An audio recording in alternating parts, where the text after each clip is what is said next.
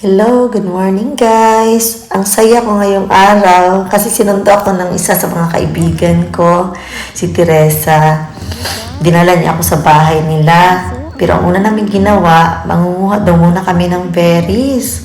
Kasi nga, yan ang mini-maintain ko sa health ko since my brain operation. Isa yan sa mga healthy na magandang benefits.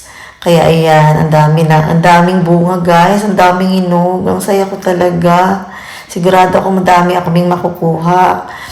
At isa yan sa mga dahil kaya sinundo niya ako para makuha kami ng berries. Kasi alam niyang gustong gusto ko rin talaga yan na sinishake.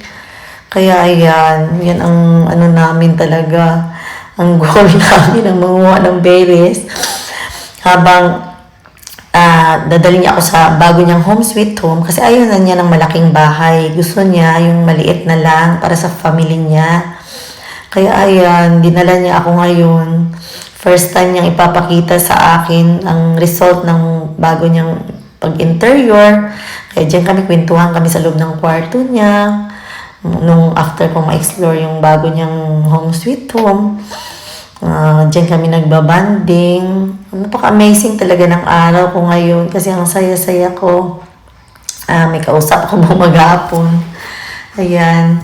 Kaya swerte ko talaga rin kay Teresa kasi napakabait niya. Palagi niyang ginagawa niya na pinupuntahan ako para malibang ako. Kaya ayan, thank you Teresa.